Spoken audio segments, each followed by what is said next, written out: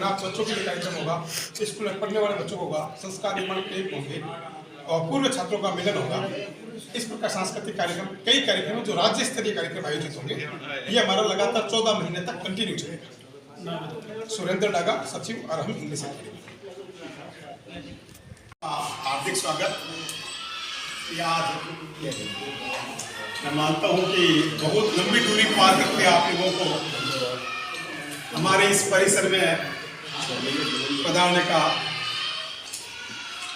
आपने कष्ट किया है, क्योंकि अरहम इंग्लिश अकेडमी की एक अलग ही पहचान है कि वो हर कार्य हटके काम करती है। तो हमने स्कूल भी हटकर ही खोला। इसी कारण से आपको आज हम कर सकते थे, ये बीकानेर के रेलवे स्टेशन के पास में कहीं होटल में कर सकते थे, कहीं मोहता भवन ने पिछली बार किया था वहाँ कर सकते थे, लेकिन मेरे सारे साथीगण मेरे स्कूल का पधारेंगे, इसलिए आप लोगों को थोड़ा कष्ट हुआ। इसके लिए तो क्षमा चाहता हूँ। अब आप लोगों की स्वीकृति हो तो 2500 वर्ष पर थोड़ी सी बात चर्चा करें, ताकि मैं मानता हूँ कि जो टाइम पर आए उनको रिवार्ड मिले, लेट आए उनको पनिशमेंट मिले। भारतीय संस्कृति के अनुसार नहीं चला कि लेट आने वालों को रिवार्ड मिलता है। हमारा शुरू से सिस्टम रहा है कि हम समय पर काम करें तो ज़्यादा अच्छा रहेगा। एक प्रशासन का रूल होना चाहिए, प्रोटोकॉल होना चाहिए। साथियों, आज जो कुछ हो रहा है, मेरा खुद का स्वयं दोनों हाथों से लिखता हूँ, दोनों पैरों से लिखता हूँ, मुंह से लिखता हूँ, दांतों से लिखता हूँ, 7 भाषाएं जानता हूँ, 7 को मैं उल्टा लिखता हूँ। तो मेरे मन में एक विचार आया कि हम क्यों नहीं एक ऐसा कार्य करें कि अरहम इंग्लिश अकेडमी का नाम भी गिनीज बुक में आ सके, और साथ ही साथ हमारे विद्यार्थियों को भी कुछ नवाचार के कार्यक्रम देखने को मिल सके।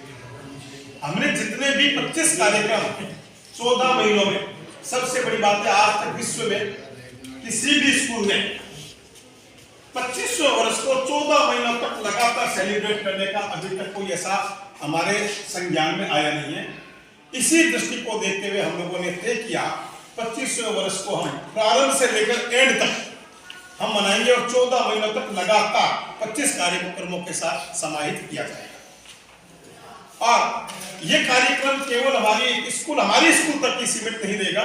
वैसे मैंने आपको मीडिया के माध्यम से, व्हाट्सएप के माध्यम से कार्यक्रम का एजेंडा भेजा था कि कब कब कौन कौन सा कार्यक्रम होता है। इस कार्यक्रमों को, सारे कार्यक्रम हम चाहते हैं राज्य स्तरीय कार्यक्रम हो। राज्य स्तरीय कार्यक्रमों के तहत हमने 25 कार्यक्रमों की एक माला बनाई है। 23 जनवरी 2023 को हमारा पहला कार्यक्रम अरहम वर्ष का आगाज होगा, और इस प्रकार से 31 मार्च 2024 तक दिव्यांग लोग हैं, दिव्यांग विद्यार्थी हैं, उन विद्यार्थियों को हम इस विद्यालय परिसर के अंतर्गत, विद्यालय प्रांगण के तहत किसी भी बड़ी जगह बुला करके उन लोगों की प्रतिभाओं को हम यहाँ प्रदर्शित करना चाहेंगे, जिससे हमारे यहाँ के बच्चों को लगे कि इनके पास, किसी के पास हाथ नहीं है, किसी के पास पाँव नहीं है, किसी के पास आंख नहीं है, फिर भी ये अपनी जिंदगी को एक खुशी के साथ गुजार रहे हैं। हमारे पास सब कुछ होकर के हमें इनसे प्रेरणा लेकर बहुत कुछ करना चाहिए। और दिव्यांग बच्चों का अभी तक कार्यक्रम कम होते हैं, तो हमारा निर्णय भी रहा, सोच भी रहा, कार्य समिति का निर्णय रहा कि हम ऐसे बच्चे हमारे राजस्थान और राजस्थान से बाहर जहाँ तक हमारा संपर्क हो सकता है, उनका एक दिव्यांगों का एक कार्यक्रम तारे जमीन पर हम यहाँ आयोजित करें। इसी क्रम में हमारा कार्यक्रम मतलब मदद के लिए हाथ के नाम से कार्यक्रम होगा। मदद के लिए हाथ में जितने भी हमारे यहाँ पर अनाथ आश्रम, वृद्ध आश्रम है, उन आश्रमों में हमारे विद्यार्थियों के द्वारा स्कूल के माध्यम से समय समय पर तवज्जो देते हैं, और तवज्जो देने के कारण ही आज अरहम का नाम बीकानेर में एक अच्छे स्कूलों के साथ है। हमने आज का ये कार्यक्रम क्यों आयोजित किया, क्या चाहते हैं, इसके बारे में थोड़ी सी चर्चा करना चाहते हैं। में अन्य व्यक्ति जो समाज के साथ जुड़े हुए हैं, उन लोगों के कार्य समिति के माध्यम से चयन करके वो बच्चे शामिल होंगे कार्यक्रम में? जी, बच्चे शामिल होंगे बिल्कुल। ना केवल अरहम स्कूल के बच्चे शामिल होंगे, तमाम बीकानेर के स्कूलों के बच्चे शामिल होंगे। 23 जनवरी 2023 से शुरू होगा। हाँ, ये हमारे स्कूल का एक कार्यक्रम होगा, क्योंकि पहला प्रोग्राम आगाज होगा तो हम लोग हमारे स्कूल का करेंगे, और बाकी सभी कार्यक्रम है तमाम स्कूलों के साथ, तमाम यहाँ के लोगों के साथ। परीक्षा नहीं कराएंगे आप? परीक्षा होगी पूरा जो सत्र बताया आप जी, परीक्षा के समय भी आ जाए। जैसे आप तारीख बताएं, मैं उस तारीख पर अपना चर्चा करते हैं थोड़ा सा। 23 जनवरी को कोई परीक्षाएं नहीं शुरू होने वाली है, सारी परीक्षाएं मार्च को शुरू होने वाली है। मार्च में नहीं करेंगे कार्यक्रम? आप आगे मैं आपको बताता हूँ। जिस उसी प्रकार से पर्यावरण का हमने कुछ आपको क्वेश्चन होना चाहिए। हमने पर्यावरण रखा है। पर्यावरण का कार्यक्रम स्कूल के बच्चों के द्वारा नहीं होता है, वो बाहर के लोगों के द्वारा होता है। उसके बावजूद ही 15 फरवरी को है, तो वहां परीक्षाएं हमारे साथ नहीं रहेगी। फॉर्मेलिटी कर लेंगे आप सर फॉर्मेलिटी नहीं कैसे नहीं, लेकिन स्कूल में प्रोग्राम हो रहा है, बच्चे भी प्रोग्राम नहीं सर, स्कूल में देखिए मैंने आपको क्या कहा, ये केवल स्कूल परिसर में नहीं होगा, केवल स्कूल आयोजित कर रही है। स्कूल के बच्चे शामिल होंगे ना, वो भी नहीं करेंगे बच्चों में। जहां बच्चों की जरूरत है, जैसे आपको बताया 23 जनवरी को तो शुरुआत हो रही है, उसमें स्कूल के बच्चे होंगे। फरवरी में पर्यावरण है तो पर्यावरणविदों को बुलाया जाएगा। उसमें जो बच्चों के एग्जाम नहीं है उनको वहां ले जाकर उनके हाथों से पौधा लगाया जाएगा। आप तो स्कूल के मालिक हैं जी। जनवरी से गार्जियन है तो बच्चों को पढ़ेगा, दबाव डाल दे बेटा मार्च में एग्जाम है। सर 30 मार्च को प्रोग्राम है अगला, कवि सम्मेलन है। कवि सम्मेलन में बच्चों की उपस्थिति की जरूरत नहीं होती है, अभिभावकों की। आप स्कूल के बच्चे दूर रहेंगे कार्यक्रमों से। हाँ, जरूरी है बच्चे हर एक कार्यक्रम में भाग लेने, ये नहीं है हर कार्यक्रम। उसी प्रकार से हम लोगों ने सेगराइज किया है कि एक एक कार्यक्रम में बच्चा भी डिस्टर्ब नहीं है, हम भी डिस्टर्ब नहीं है। अच्छा, मैनेजमेंट अलग होता है, एकेडमिक पार्ट अलग होता है।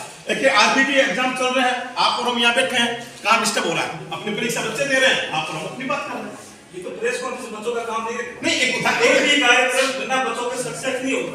नहीं सर, मुझे बताएं कवि सम्मेलन में प्रधानमंत्री भी आएंगे ना, जिलाधिकारी के बच्चे आएंगे रैंक में, भाजपा के कांग्रेस के कार्यकर्ता। यही तो अपना भारत का दुर्भाग्य है। अपन ये बात सोच सकते हैं कि हमारे जगह बच्चों को शामिल कर लेते हैं कि वो अपने को फ्री मिल जाते हैं। स्कूली कार्यक्रम में तो बच्चों की बिल्कुल मुकेश जी, आपकी बात को मैं मानता हूँ। बच्चों के कार्यक्रम होते हैं सांस्कृतिक कार्यक्रम, हमने सांस्कृतिक भी जोड़े हैं। आप देखिए तारीखों को देखेंगे, आप इस एजेंडे को, शायद तारीखें आपके पास मिली होगी, उन तारीखों को देखो। उस तारीख पर कहीं पर भी बच्चों का एग्जाम कहीं डिस्टर्ब नहीं करेगा, कहीं पढ़ाई कोई सर्व नहीं करेगी, डिस्टर्ब नहीं करेगी। चलो आप 25 साल की बड़ी अच्छी उपलब्धि बता दो। हाँ, ये बात आपने बहुत अच्छा किया। अभी तक हमारे पास में 100 जैसे डॉक्टर शांति विजय बांटिया बीकानेर में भी शुगर के स्पेशलिस्ट हैं, वो मेरे स्कूल के स्टूडेंट हैं। मुकेश पन्नू हमारे अभी डॉक्टर हैं, वो हमारे स्कूल के स्टूडेंट हैं। इसी प्रकार से विभिन्न प्रकार के RS IS बने हैं।